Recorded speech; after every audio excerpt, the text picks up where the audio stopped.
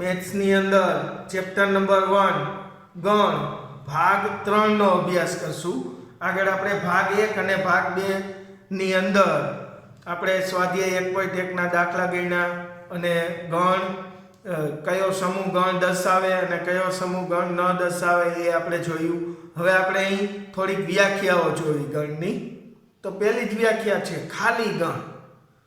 ખાલી ગણને બીજું રિક્ત ગણ પણ કહે છે અને એને ઇંગ્લિશમાં નલ સેટ એ કહેવાય અને એમ્પ્ટી સેટ એ કહેવાય. તો ખાલી ગણ એટલે શું? તો જે ગણ એક પણ ઘટક ન ધરાવતો હોય તે ગણને ખાલી ગણ અથવા રિક્ત ગણ કહે છે. જે ગણની અંદર એક પણ ઘટક ન હોય તેવા ગણને ખાલી ગણ અથવા રિક્ત ગણ કહે છે. એનો સંકેત તો ગણમાં એકેય ઘટક નથી, જો આવી રીતના, અથવા ફાઈ વડે દર્શાવાય. એનું એક ઉદાહરણ સરસ મજાનું અહીં લખેલું છે. ગણ એ બરાબર ગણમાં એવા એક્સ કે જ્યાં 1 x less than 2 x belongs to n. તો અહીં એક ગણ દર્શાવ્યો છે x belongs to n. n એટલે પ્રાકૃતિક સંખ્યા જ લેવાની અને એવી પ્રાકૃતિક સંખ્યા x લો કે જે 1 અને 2 વચ્ચે આવે. તો 1 અને 2 વચ્ચે આવે એવી કોઈ પ્રાકૃતિક સંખ્યા છે નહીં, એટલે આ ગણ કેવો થશે? ખાલી ગણ. તો આ ખાલી ગણનું ઉદાહરણ છે, બરાબર.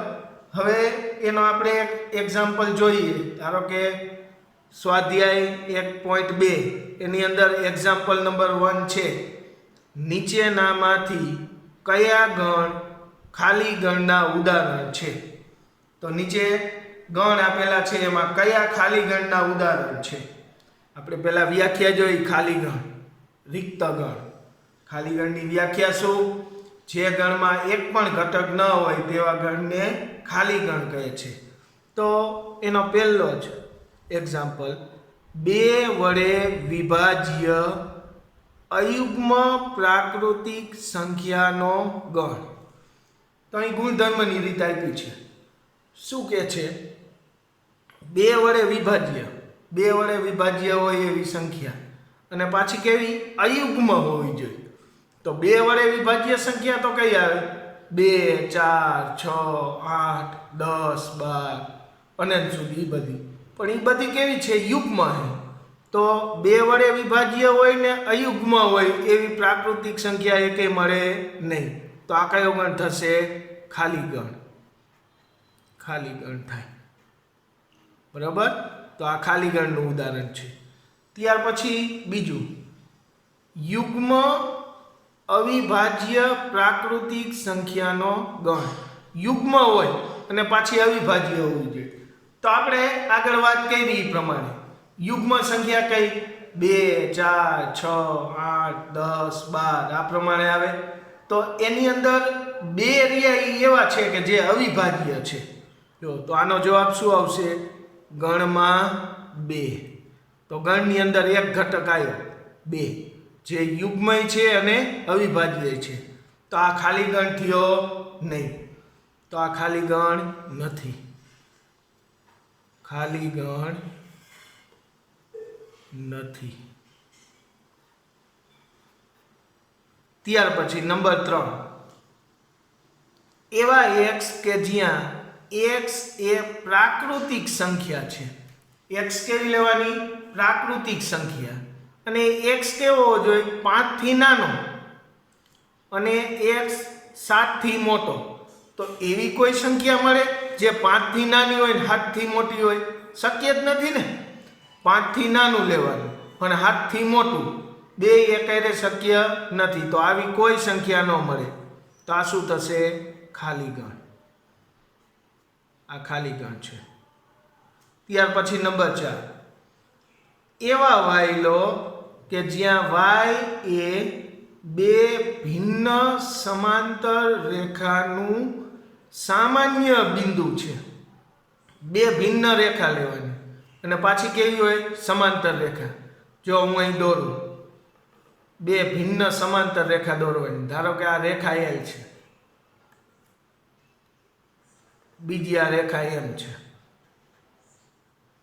તો રેખા એલ અને એમ બે કેવી સમાંતર થઈ, તો બે ભિન્ન રેખા છે પાછી બે એકબીજાને સમાંતર છે.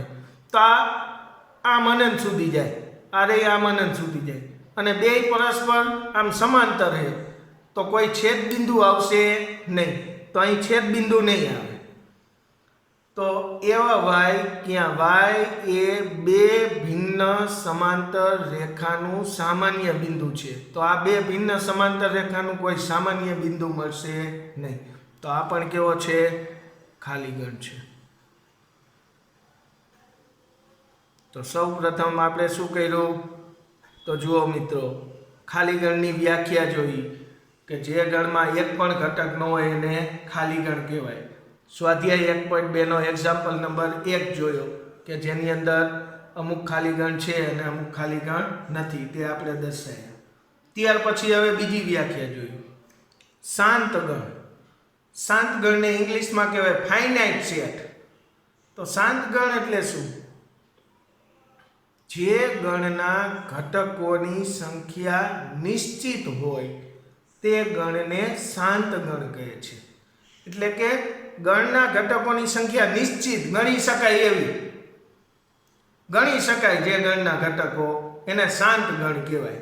અથવા બીજી રીતે આમ પણ વ્યાખ્યા આપી શકો છો, જે ગણ ખાલી ગણ હોય અથવા નિશ્ચિત ધન પૂર્ણાંક જેટલી સંખ્યા ધરાવતો હોય તે ગણને શાંત ગણ કહે છે.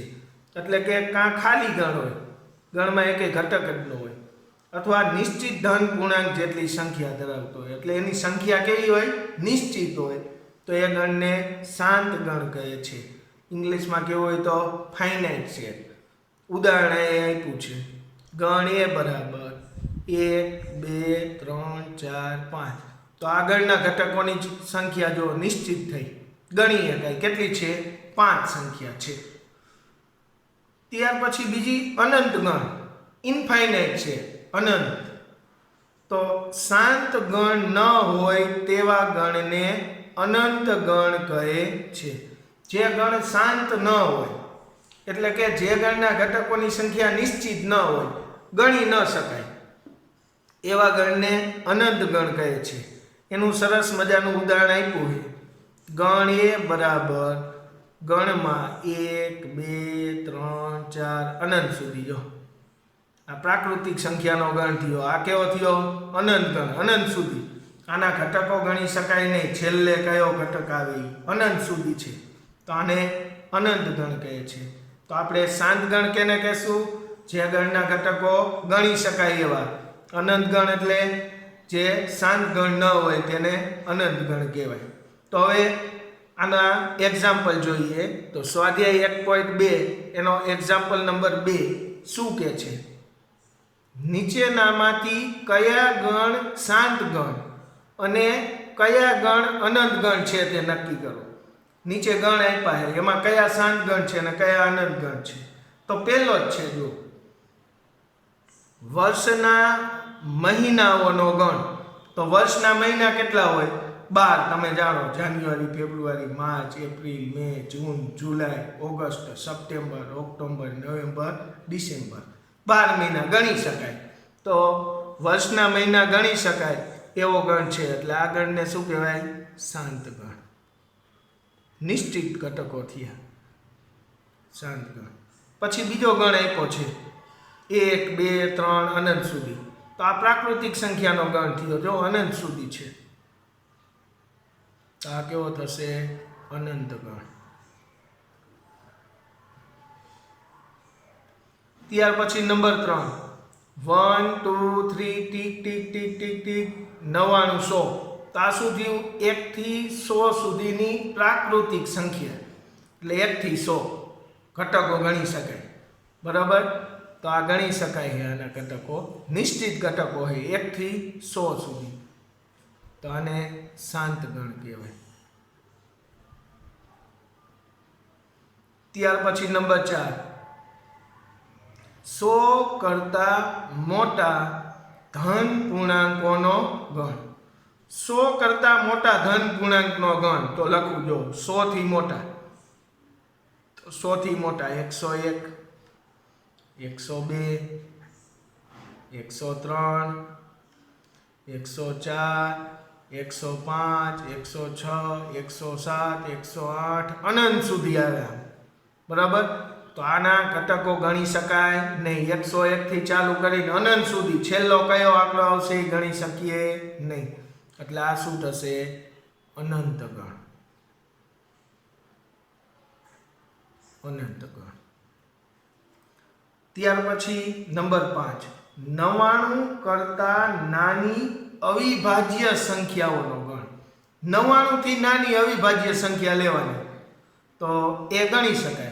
2, 3, 5, 7, 2 આવે, પછી 3 આવે, પછી 5 આવે, 7 આવે, 9 નો આવે, 11, 13, 17 આમ 99 સુધી લઈને લેવાનું.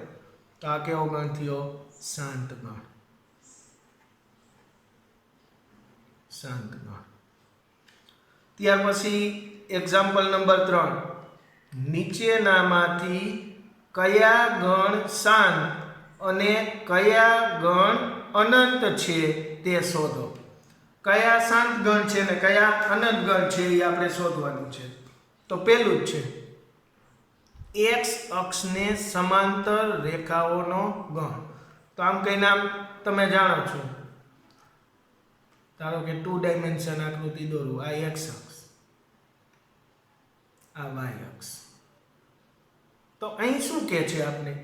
x અક્ષને સમાંતર રેખાનો ગણ. તો આ x અક્ષ છે તો એના સમાંતર રેખા કેટલી આવશે? 1, 2, 3, 4, 5 આમ અનંત સુધી. આ બાજુએ દોરી શકું x અક્ષને સમાંતર 1, 2, પછી 3, 4 અનંત સુધી દોરી શકીએ. આમ ને આમ x અક્ષને સમાંતર રેખાઓ કેવી? અનંત થશે. ગણી જ ન શકાય એટલી x અક્ષને સમાંતર રેખા આવે. આમ આમ. તો x અક્ષને સમાંતર રેખાનો ગણ કેવો થશે? શાંત ગણ. સોરી, અનંત ગણ. અનંત ગણ. કારણ કે ગણી શકાય નહીં, અનંત સુધી છે તો આનંદ ગણ થશે. ત્યાર પછી નંબર 2, અંગ્રેજી મૂળાક્ષરોનો ગણ. તો અંગ્રેજી મૂળાક્ષર ગણી શકાય એટલા ABCD EFG HIJK LMNO PQ RST UV WX Y ને Z. આખી ABCD લઈ લઈએ. ABCD EFG HIJK LMNO PQ RST UV WX Y ને Z. હા, બધા ગણી શકાય એવા. તો આ કેવો? શાંત ગણ. આખી ABCD આવી જશે. બરાબર. ત્યાર પછી નંબર 3, 5ની ગુણિત સંખ્યાઓનો ગણ. 5ની ગુણિત સંખ્યા કઈ કઈ આવશે? 5, 10, 15, 20 આ પ્રમાણે આવે ને. 5ની ગુણિત સંખ્યા કઈ આવશે? 5, પછી 10,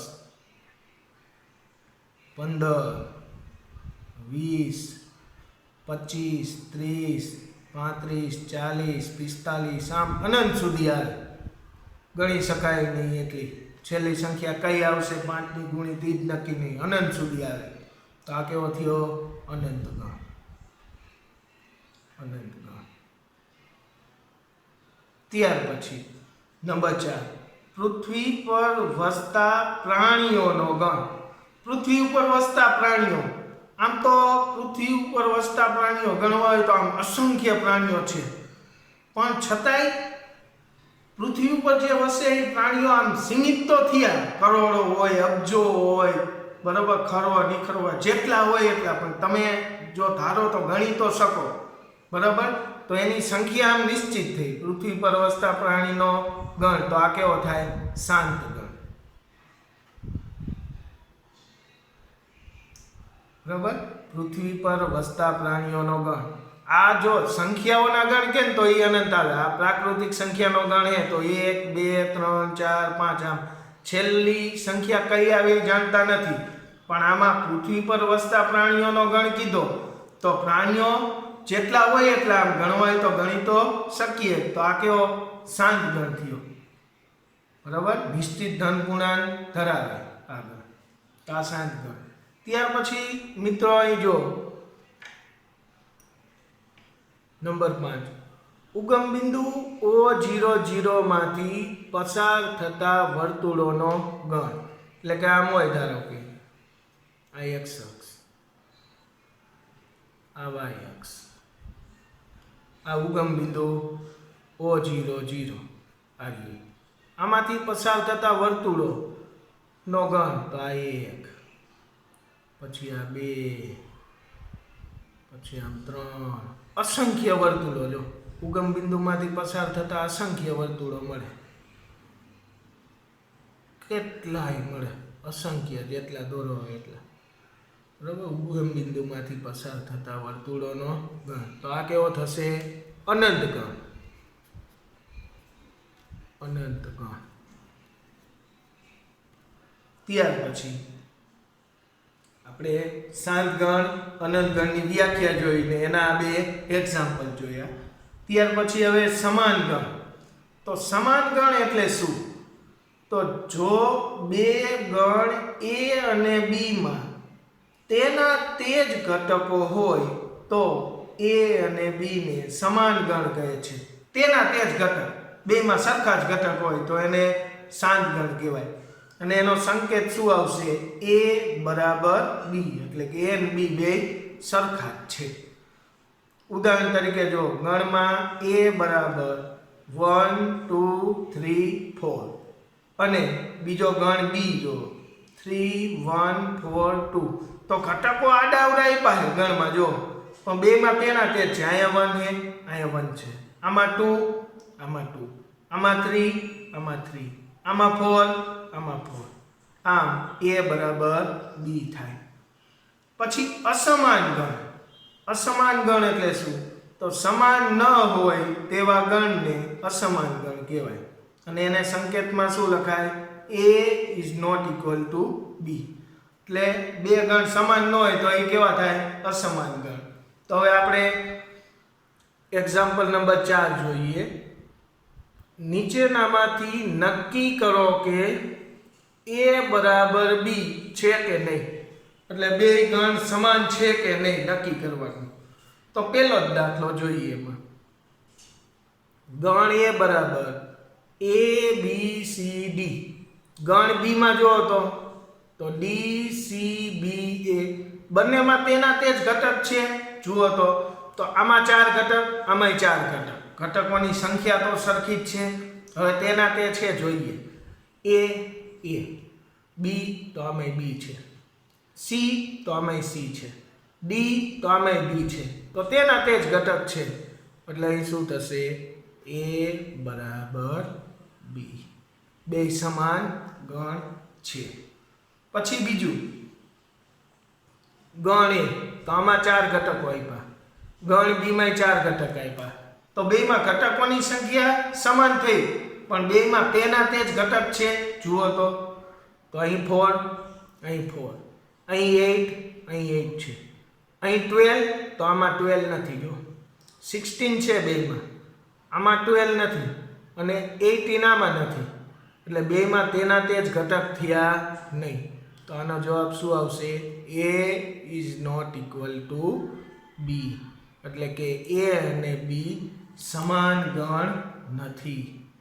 A is not equal to B. A અને B સમાન ગણ નથી.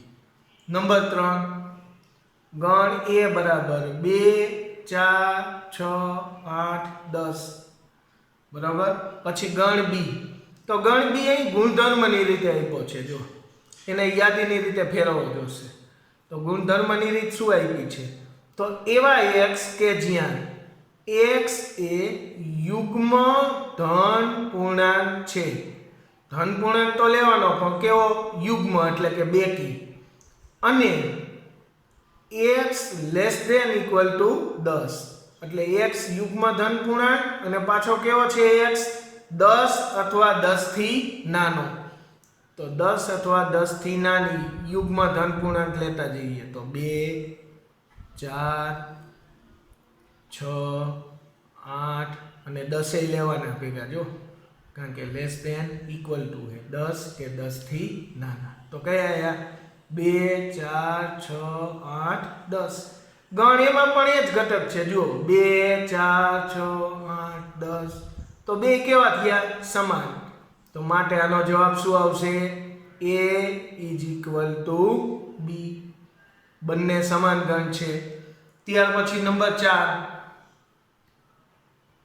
ગણ એ ગુણધર્મની રીતે આપ્યો છે અને ગણ બી અનંત ગણ છે. જો બી માં કયા ઘટક છે? 10 15 20 25 30 35 આ પ્રમાણે 10 કે 10 થી મોટી 5 ની ગુણક સંખ્યા છે આ બધી. તો હવે ઉપર શું કીધું છે ગણ એમાં? તો એવા x કે જ્યાં x એ 10 નો ગુણિત છે. તો 10 ની ગુણિત સંખ્યા લેતા જાઓ. 10 20 30 40 50 ટીક ટીક ટીક અનંત સુધી. તો 10 ની ગુણિત સંખ્યા 10 20 30 40 50 આ પ્રમાણે.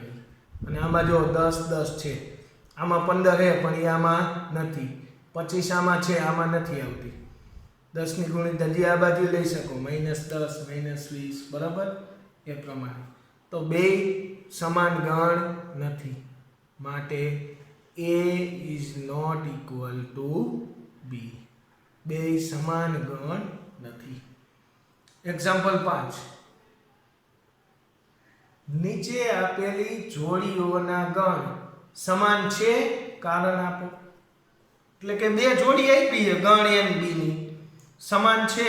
કારણ આપો. સમાન હોય તો બેમાં તેના તે જ ઘટક હોય, એનું કારણ થયું. તો નંબર 1, ગણ A બરાબર ગણમાં 2 3. ગણ એમાં બે ઘટક છે 2 અને 3. ગણ B ગુણધર્મની રીતે આપ્યું છે. જુઓ એવા x કે જ્યાં x એ x² + 5x + 6 = 0 નો ઉકેલ છે. આનો ઉકેલ એટલે કે એના અવયવ પાડવાના. તો અવયવ શું પડે? જો x² + 5x + 6 = 0 આવું છે. તો આના અવયવ જો 6 ના અવયવ પાડો જેનો સરવાળો 5 થાય તો 3 × 2 = 6, એટલે કે x + 3 અને x + 2 બે અવયવ આવે બરાબર 0. તો માટે x બરાબર આના બરાબર 0 અથવા આના બરાબર 0, એટલે x બરાબર -3 અથવા x બરાબર -2 મળે. તો આમ ગણ B માં બે ઘટક મળ્યા, એક -2 અને બીજો -3. તો A અને B માં ઘટકોની સંખ્યા સમાન છે. આમાં બે ઘટક ને આમાં બે ઘટક, પણ તેના તે જ ઘટક નથી. આમાં 2 છે ને આમાં -2, અલગ થયા જ નહીં. આમાં 3 ને આમાં -3, માટે સમાન ગણ નથી. માટે A ≠ B. બે સમાન ગણ નથી. ત્યાર પછી ગણ A બરાબર બે ગુણધર્મની રીતે આપ્યા. એવા x કે જ્યાં x એ ફોલો શબ્દનો મૂળાક્ષર છે. તો ફોલો શબ્દના મૂળાક્ષર લેતા જઈએ. જો યાદીની રીતે લખો. પહેલા F, પછી O, પછી L, પછી ફરીને L આવ્યો પણ રિપીટ થાય નહીં, O આવી ગયો, પછી W. તો યાદીની રીતે કન્વર્ટ કર્યા તો F O L W આવ્યા.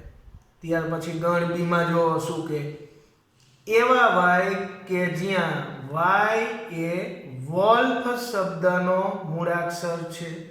તો વોલ્ફ શબ્દના મૂળાક્ષર યાદીની રીતે ફેરવો તો પહેલો W, બીજો O, પછી L, પછી F. હવે જો તો ગણ A અને B માં તેના તે જ ઘટક છે. આમાં F છે, આમાં F છે. O તો આમાં O છે, આમાં L, આમાં L, આમાં W, આમાં W. તો બેમાં તેના તે જ ઘટક છે માટે A = B. તેના તે જ ઘટક હોવાથી બંને સમાન ગણ છે. હવે એક્ઝામ્પલ નંબર 6, નીચે આપેલ ગણમાંથી સમાન ગણ પસંદ કરો. સમાન ગણ પસંદ કરવાના. તો ગણ એમાં 4 ઘટક આપ્યા 2 4 8 12. ગણ બીમાં 1 2 3 4. સીમાં 4 8 12 14.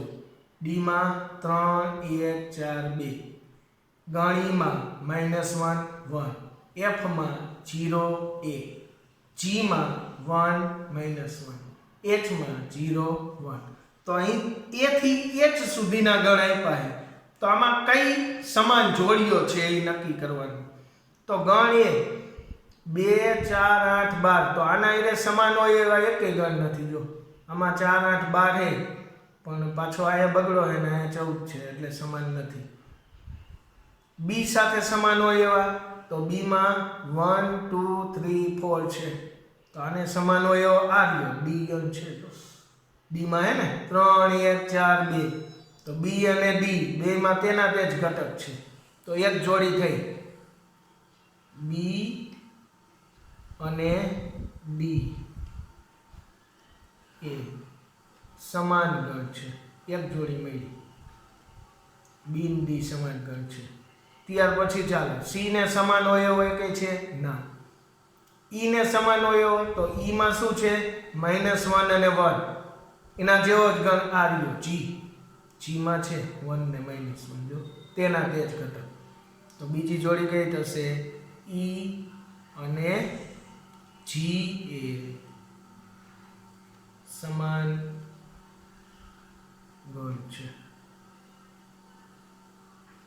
બી ડી એ સમાન છે અને ઈ અને જી એ સમાન ગણ છે. તો આમ બે જોડી મળી. પછી એફ બરાબર 0 એ આના સાથે સમાન થાય એવા કે નથી. એચ સાથે, તો એચ માં 0 ને 1 આના સાથે સમાન થાય એવા એકે ગણ છે નહીં. તો આમ એક્ઝામ્પલ 6 માં બે જોડી મળી. એક બી અને ડી સમાન ગણ છે, ઈ અને જી એ સમાન ગણ છે. તો આમ આપણે આજે ભાગ 3 માં શું શીખ્યા? પહેલા ખાલી ગણ એટલે રિક્ત ગણ એની વ્યાખ્યા, એના આધારિત એક્ઝામ્પલ નંબર 1. ત્યાર પછી શાંત ગણ અને અનંત ગણની વ્યાખ્યા, એના આધારિત એક્ઝામ્પલ 2 અને એક્ઝામ્પલ 3. ત્યાર પછી સમાન ગણ અને અસમાન ગણની વ્યાખ્યા, એના આધારિત એક્ઝામ્પલ 4 5 અને 6. તો આમ ભાગ 3 માં આપણે આ વ્યાખ્યા અને એના આધારિત સ્વાધ્યાય 1.2 ના દાખલા ગણ્યા. હવે ત્યાર પછી આપણે આગળની વ્યાખ્યાઓ અને એના એક્ઝામ્પલ આગળના ભાગમાં આપણે જોશું.